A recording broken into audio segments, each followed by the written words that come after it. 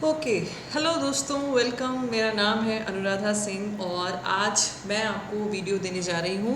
हमारा class 8th का एक बहुत इंपॉर्टेंट चैप्टर है जिससे आपके एग्ज़ाम में बहुत सारे क्वेश्चन आते हैं। उसका नाम है इम्प्रूवमेंट इन फूड रिसोर्सेज। ठीक है, तो चलिए दोस्तों, उसको हम लोग स्टार्ट करते हैं कि किस तरीके से फूड रिसोर्सेज में इम्प्रूवमेंट हो सकती है और क्या क्या चीज़ें हैं। ठीक है, तो सबसे पहले हमारे पास जो आप देख रहे हैं, आपको ये जानना ज़रूरी है कि आप खाना क्यों खाते हैं। तो आप खाना बेसिकली इसलिए खाते हैं कि आपको प्रॉपर विटामिन मिले, फैट मिले, कार्बोहाइड्रेट मिले, सारी चीज़ें आपको मिलती रहे, तभी आपका शरीर अच्छे से ग्रोथ कर पाएगा, यानी कि वृद्धि कर पाएगा।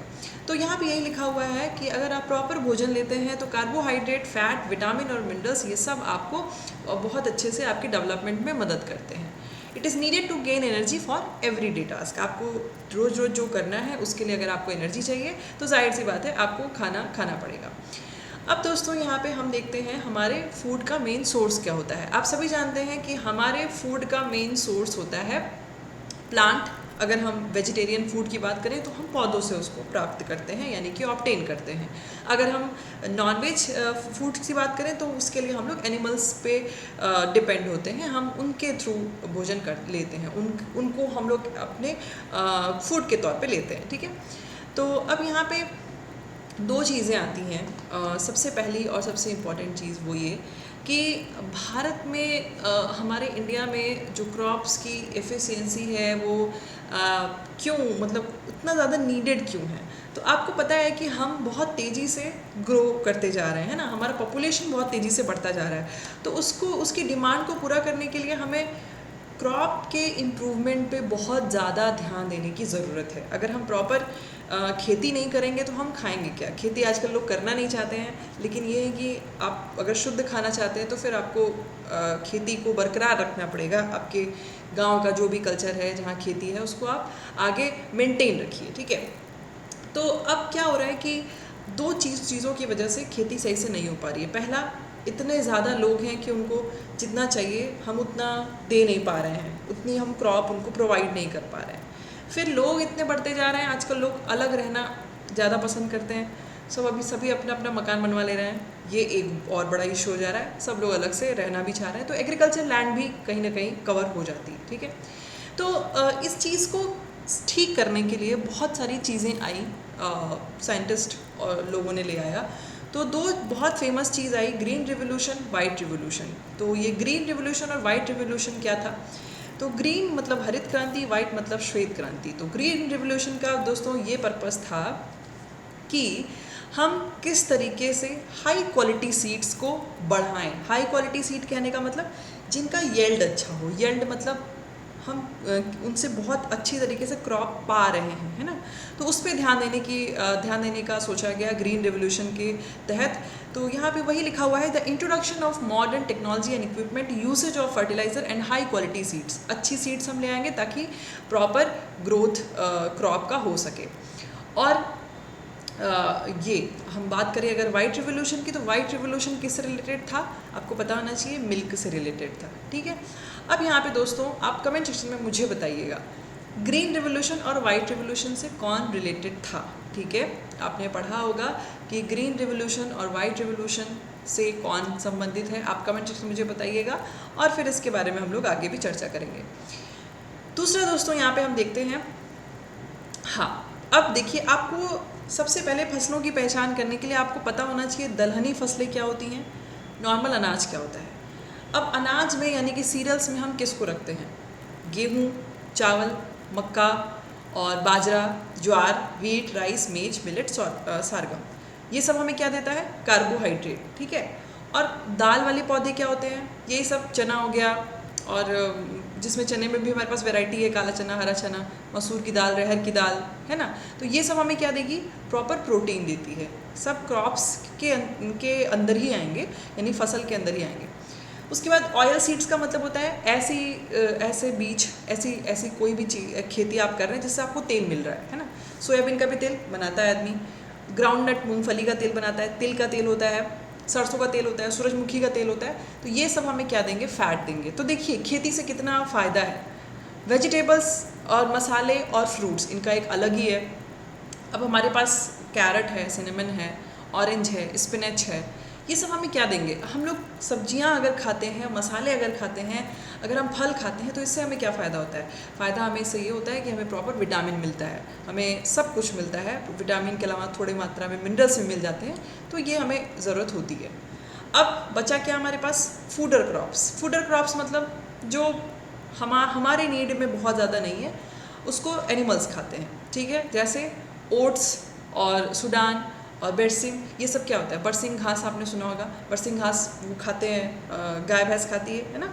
और ओट्स जो है ये बहुत ज़्यादा इसमें फाइबर कंटेंट रहता है, तो वो लोग इसको पशु इसको ज़्यादातर खा लेते हैं, ठीक है?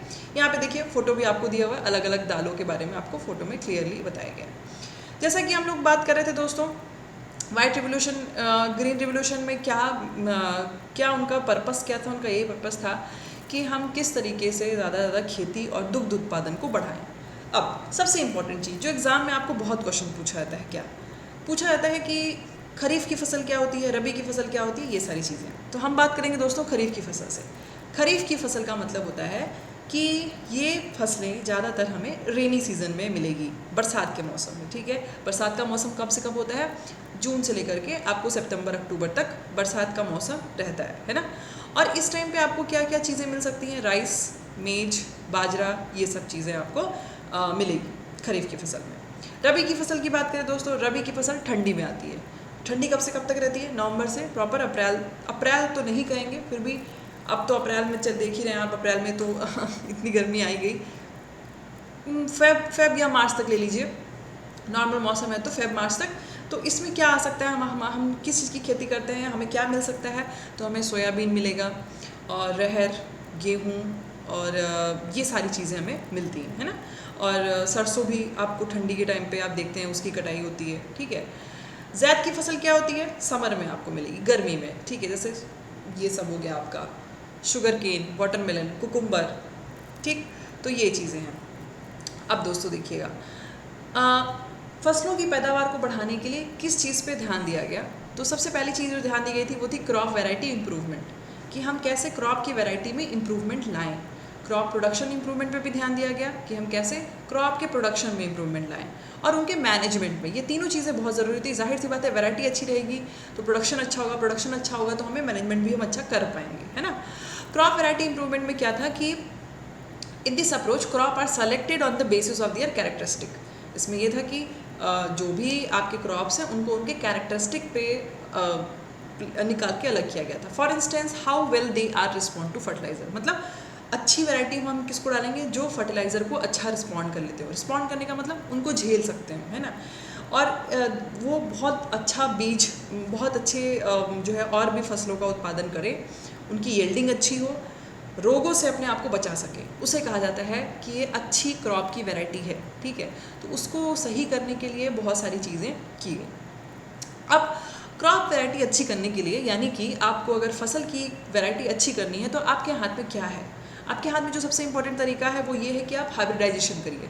हाइब्रिडाइजेशन का क्या मतलब होता है? आप संकरण। संकरण मतलब दो अलग अलग अच्छे कैरेक्टर वाले पौधे को लीजिए, उनको आपस में आप फ्यूज़ करा दीजिए, ठीक है। उससे क्या होगा? जो भी नया पौधा आएगा उसके अंदर और भी अच्छे कैरेक्टर रहेंगे, क्योंकि दोनों के कैरेक्टर उसमें हैं।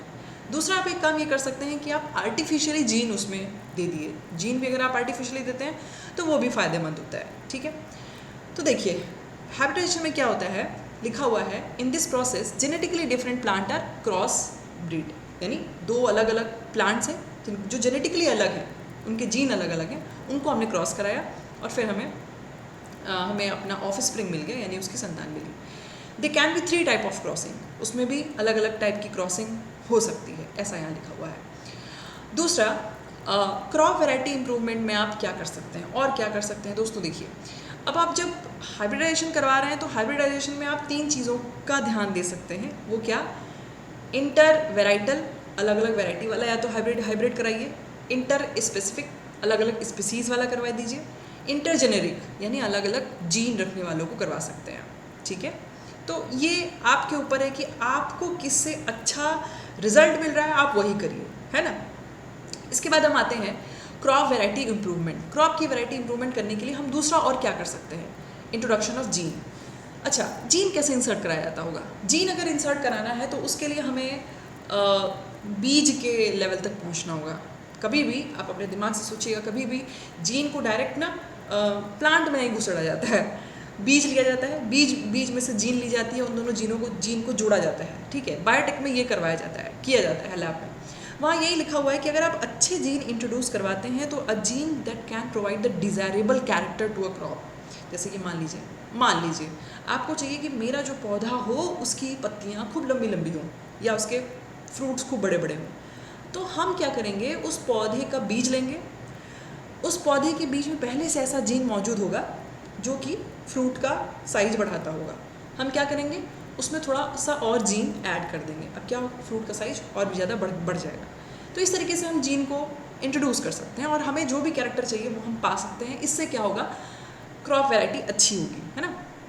As a result we obtain genetically modified. इस तरीके का अगर आप काम करते हैं, आपने बीज लिया, बीज में आपने जीन डाल दिया, फिर आपने जो है उस बीज को लगाया और आपका मनपसंद कैरेक्टर उस प्लांट में दिख रहा है, तो ये आपका किस में आता है, ये आपका जेनेटिकली मॉडिफाइड क्रॉप में आता है। जेनेटिकली मॉडिफाइड मतलब आपने जीन के लेवल पे उसको मॉडिफाई कर दिया है, ठीक है। तो ये ध्यान रखिएगा। ओके, तो आप ये देख लीजिएगा। अच्छा, अगर आप जीन का इंट्रोडक्शन करा रहे हैं तो आप क्या क्या चीज़ें, आप कैसे कंफर्म करेंगे कि आपको वैरायटी अच्छी मिली है। तो पहली चीज़, आप जब भी जेनेटिकली मॉडिफाइड जीन लेके आते, जेनेटिकली मॉडिफाइड सीड या प्लांट कुछ भी लेके आते हैं, तो उनका ना एक कंडीशन होता है कि वो उसी कंडीशन में बहुत अच्छा रिजल्ट देंगे। आपको वो सारे कंडीशन ध्यान देने होंगे। फार्मर्स के पास आप लेके जाइए, उनको कंडीशन बताइए कि देखो बहुत ज़्यादा बारिश के मौसम में या बहुत ज़्यादा ठंडी के मौसम में, जैसा भी तो आपने एक्सपेरिमेंट किया उस हिसाब से वो उसको लगाएं, तभी रिजल्ट मिलेगा, है ना। तो वही यहाँ लिखा है कि प्रॉपर पानी मिलता रहेगा, सॉइल प्रॉपर मिलती रहेगी, क्लाइमेट और वेदर जैसा वो चाहिए वो उसको मिलता रहेगा, तभी रिजल्ट अच्छा आएगा, ठीक है। Now why do we need to perform a crop variety improvement. हमें क्यों चाहिए कि हम क्रॉप वैरायटी अच्छी करें। जाहिर है अगर हमें अच्छा करना है, क्रॉप वैरायटी अच्छे करेंगे तो उससे हमें फ़ायदा ही है, क्वालिटी बढ़ेगी, क्वांटिटी बढ़ेगी, सब कुछ अच्छी तरीके से हो सकता है, ठीक है। और दूसरी बात, यहाँ पे एक और चीज़ हम कर सकते हैं, अगर हम बायोटेक का इस्तेमाल कर रहे हैं, अगर पौधों को जीन के लेवल में अच्छा करने के लिए, तो देखिए क्या होता है ना, पौधों में बायोटिक स्ट्रेस होता है। कहने का मतलब हो गया कि वो नेचुरल जो मार है, बारिश, तूफान, बाढ़, उसको भी वो झेल सके, ऐसा भी हम उसमें जीन इंट्रोड्यूस कर सकते हैं। और अगर हमने ऐसा कर दिया तो सोचिए आप कि जो बारिश की वजह से किसानों की फसलें बर्बाद हो जाती हैं, वो बर्बाद नहीं होंगी, क्योंकि हमने उसको ऐसा बनाया है कि वो रेजिस्टेंट है, मतलब वो रेजिस्ट कर पा रहा है, कितनी भी टफ कंडीशन है वो रेजिस्ट कर पा रहा है, ठीक है। तो यहाँ पे वही लिखा है, बहुत गर्मी, बहुत ठंडी, हर तरीके की कंडीशन से अगर आपका पौधा रेजिस्ट कर जाता है तो हम उसको मानते हैं कि हमने एक अच्छी क्रॉप वैरायटी तैयार की है, ठीक है। तो यहाँ पे वही लिखा हुआ है। हम एक काम और कर सकते हैं, हम मेच्योरिटी पीरियड शॉर्ट कर देंगे, हमें मतलब फल आने का जो टाइम है वो हम कम कर देंगे, तो भी हमें जल्दी जल्दी मिलेगा। तो बेसिकली बायोटेक की मदद से आप बहुत कुछ ऐसा है जो आप कर सकते हैं पौधे में, और उससे आपको अच्छा रिजल्ट मिलेगा। नाउ क्रॉप प्रोडक्शन मैनेजमेंट, फसल उत्पादन प्रबंधन, इसमें क्या है, अपने खूब सारे क्रॉप आपके पास हो गया, आपने फसल आपकी बहुत अच्छी हुई, ठीक है। अब आपको उसका मैनेजमेंट करना है ना। पहले बात तो आपको पता होना चाहिए, एक नॉर्मल इंसान को पता होना चाहिए कि हम जैसे जो भी खेती कर रहा है उसको पता होना चाहिए कि अगर हम बीज लगा रहे हैं तो हम उसको कितनी बीज को कैसा कंडीशन देंगे, कितना खेत देंगे, कितना एरिया देंगे कि वो प्रॉपर हो जाए, है ना। उसी को कहते हैं प्रोडक्शन का मैनेजमेंट करना। आप मैनेजमेंट अच्छे से कर पा रहे हैं, और जब आपने उस क्रॉप को लगा लिया तो उससे आपको फ़ायदा कितना हो रहा है। जैसे देखिए, क्रॉप भी दो तरीके की होती है, एक होती है कैश क्रॉप, एक होती है प्लांटेशन क्रॉप, ठीक है। कैश क्रॉप कैश देती है, प्लांटेशन सिंपल, हम बड़े लेवल पे, कॉमर्शियल लेवल पे अगर हमें कुछ करना है तो हम प्लांटेशन कर रहे हैं, उसका कोई मतलब कंफर्म रिजल्ट नहीं है कि उससे पैसा मिल ही जाएगा, लेकिन कैश क्रॉप है इसलिए लगाया ही जा रहा है कि उसको हम मार्केट में निकालेंगे, उससे हमें फ़ायदा होगा, ठीक है। तो यहाँ पे देखिएगा, अब किसान खेती करता है तो उसको पता होना चाहिए कि हम जो खेती कर रहे हैं उसका प्रोडक्शन कैसा होगा, no cost, low cost, high cost कैसा होगा, ये एक एजम्पशन वो किसान अपना लगा लेता है, ठीक है। अब यहाँ पे बात आती है, पौधे को बहुत अच्छे से ग्रो कराना है तो आपको कितने न्यूट्रिएंट की ज़रूरत होती है, एग्जाम में ये बहुत पूछा जाता है। टोटल 17 होते हैं, जिसमें से कि एक उतना ज़्यादा ज़रूरी नहीं होता है, बट स्टिल पौधे में भी कुछ चीज़ें ऐसी होती हैं जो मैक्रो होती हैं, मैक्रो न्यूट्रिएंट होती हैं, यानी कि वो बहुत बड़े लेवल पे उनको चाहिए। कुछ होती है माइक्रो होती है, यानी वो बहुत कम चाहिए। जैसे पौधे में नाइट्रोजन, फॉस्फोरस, ये मैक्रो है, जिंक, ये सब उनको ज़्यादा मात्रा में चाहिए। लेकिन अगर हम माइक्रो की बात करें, यानी कम वाले की बात करें, तो उसमें हमारा मॉलिब्डेंडम आ जाता है, बोरॉन आ जाता है, ये सब छोटी छोटी चीज़ें, मैग्नीशियम, ये सब थोड़ा कम कम रहेगा तो भी प्लांट काम चला लेंगे। ठीक है, आप यहाँ पे देख सकते हैं, यहाँ पे चीज़ें लिखी भी हुई हैं। कार्बन उनको अच्छा खासा अमाउंट में चाहिए, हाइड्रोजन चाहिए, ऑक्सीजन भी, कुछ प्लांट्स में ऑक्सीजन की भी ज़रूरत होती है, फॉस्फोरस चाहिए, पोटेशियम चाहिए, कैल्शियम। ये कैल्शियम और मैग्नीशियम को तो हम इसमें रख सकते हैं कि उतना ज़्यादा अमाउंट में चाहिए जितना नाइट्रोजन फॉस्फोरस चाहिए, बट स्टिल ये भी इसको आप सही कर लीजिएगा, सॉरी, ये भी हम इसको रखते हैं मैक्रो में, है ना, मतलब जो ज़्यादा मात्रा में चाहिए। Sulphur, boron, chlorine, copper, iron, manganese, manganese देखिए यहाँ पे लिखा है, मैग्नीज, मॉलिब्डेनम, जिंक, ये सब थोड़ी थोड़ी मात्रा में हमें चाहिए होता है। ठीक है, nutrient that are required in large quantity is called macro, जो कम चाहिए वो माइक्रो। ठीक है, यहाँ पे आपको बॉक्स एनसीईआरटी का दिया हुआ है, स्क्रीनशॉट आप ले सकते हैं, पढ़ सकते हैं इसको। कार्बन, ऑक्सीजन, हाइड्रोजन, ये सारी चीज़ें बहुत इंपॉर्टेंट होती हैं। मैक्रो में देखिए लिखा हुआ है nitrogen, phosphorus, potassium, calcium, magnesium, sulphur, macro में चाहिए, ज़्यादा मात्रा में चाहिए। माइक्रो में आयरन, मैग्नीज, देखिए ध्यान दीजिएगा, मैक्रो में मैग्नीशियम आता है और माइक्रो में मैग्नीज आता है। बोरॉन, जिंक, कॉपर, मॉलिब्डेनम, ये सारी चीज़ें कम मात्रा में चाहिए होती है। ठीक है, अगर आप सोचिए, अगर आपने पौधे को प्रॉपर न्यूट्रिएंट नहीं दिया तो क्या होगा, पौधा ग्रो ही नहीं करेगा। वही लिखा हुआ है, प्रॉपर न्यूट्रिएंट देने के लिए आपको करना क्या होता है, पौधा ठीक है उसका अपना मैकेनिज्म है, वो ग्रो कर जाएगा, लेकिन आपकी भी कुछ जिम्मेदारी बनती है कि आप पौधे को अलग से पोषण दें। वही वाला हालत हो गया, हम कहें कि अरे भैया तुम तो खाना तो रोज़ खा रहे हो, तुमको क्या ज़रूरत है काजू किशमिश बादाम खाने की या नॉनवेज खाने की। नहीं, आप अलग से भी पोषण देंगे तभी आपकी बॉडी अच्छा ग्रो करेगी, है ना। वैसे ही पौधे को चाहिए होता है। यूजिंग मेन्योर, प्रॉपर मेन्योर उसको दीजिए, ऑर्गेनिक मेन्योर दीजिए, मतलब आप उसको जैविक खाद दीजिए। ठीक है, जो कि नेचुरल खाद हो, जिसमें केमिकल ना हो, ज़्यादा केमिकल आप ना यूज़ करें, है ना। केमिकल फर्टिलाइज़र को भी हम लोग यूज़ करते हैं, लेकिन मेन्योर की जब बात आती है तो मेन्योर प्रॉपर हम कह सकते हैं नेचुरल होता है ना, प्राकृतिक होता है पूरे तरीके से, तो वो भी हम यूज़ कर सकते हैं। मेन्योर का हम प्रॉपर यूज़ करेंगे तो उससे सॉइल की फर्टिलिटी बढ़ती है, मिट्टी का जो उर्वरा शक्ति है, क्रॉप प्रोडक्शन का जो एक उनका पावर है वो बढ़ता है, और उनसे बहुत सारे फ़ायदे, मेन्योरिंग से बहुत सारे फ़ायदे हमको होते हैं। ठीक है, तो ये आप ध्यान रखिएगा। 1 मिनट रुकिएगा। हाँ जी,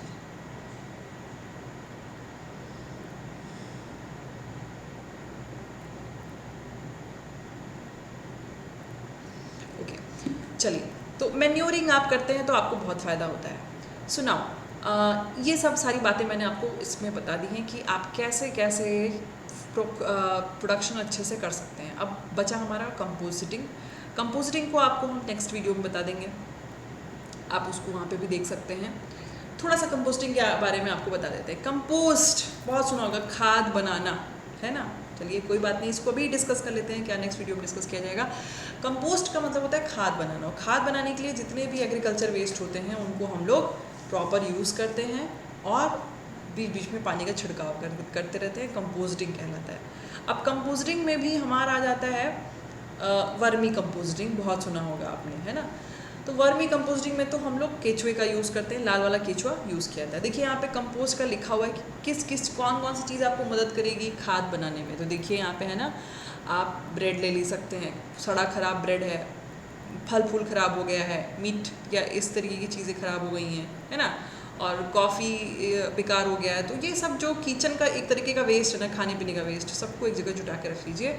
जुटा के रखने के बाद बीच बीच में उसमें आप स्प्रिंकलिंग करते रहेंगे, वाटर की थोड़ी सी मिट्टी रहेगी, कंपोस्ट आपका तैयार हो जाएगा। ठीक है, अब देखिए दोस्तों, यहाँ पे कंपोस्टिंग में और वर्मी कंपोस्टिंग में फ़र्क क्या होता है, इसके बारे में डिस्कस करेंगे। कंपोस्ट का मतलब हो गया कि हमने गाय के गोबर से और सीवेज मतलब जो हमारा बहुत ही गंदा पानी है और बहुत कूड़ा कबाड़ा है, वो जिसमें कि बहुत ज़्यादा वेजिटेबल वेस्ट भी है, वो सब कुछ हमने लिया है। उसके बाद हमने उसको सड़ाया है एक तरीके से, और हमने उससे खाद बनाया है।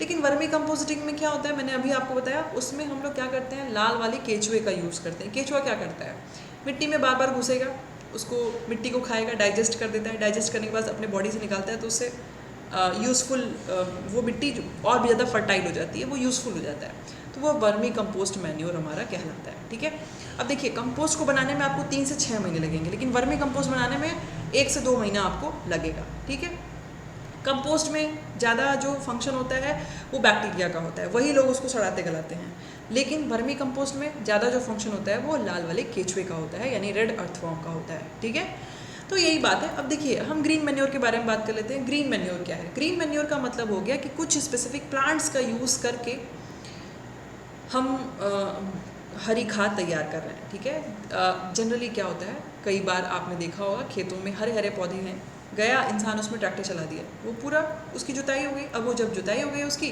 तो वहाँ पे वो पूरा खाद बन गया, तो ये हमारा वहाँ पे क्या हो गया, ग्रीन मैन्योर तैयार हो गया। ठीक है, हरी खाद वहाँ पे तैयार हो गई। जितनी भी जनरली ये बेकार घासें होती हैं, हरी खाद ही बन जाती है लास्ट में। फर्टिलाइज़र भी आप यूज़ करते हैं, कर सकते हैं। फर्टिलाइज़र में हम लोग क्या क्या यूज़ करते हैं, ammonium nitrate, potassium sulphate, rock phosphate, ये सब फर्टिलाइज़र के तौर पर यूज़ होता है। ठीक है, ये सब भी मदद करते हैं हमें अच्छे प्रोडक्शन के लिए। अब फर्टिलाइज़र को यूज़ करने के लिए प्रिकॉशंस तो आप जानते ही हैं क्या क्या आपको करना है।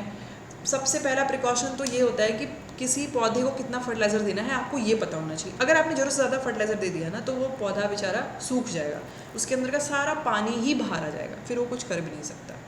ठीक है, तो यहाँ पे हम लोग एक बेसिक डिफरेंस जो आपका एनसीईआरटी में दिया है उस पर ध्यान देंगे। फर्टिलाइज़र और मैन्योर में क्या डिफरेंस होता है? Manure provide humus to soil. Manure जो होता है, देखिए यहाँ उल्टा लिखा हुआ है, थोड़ा बॉक्स उल्टा हो गया है। जो खाद मिट्टी होती है वो खाद जो होता है वो मिट्टी को थोड़ा सा नमी देता है, लेकिन फर्टिलाइज़र जो होता है वो नमी नहीं देगा।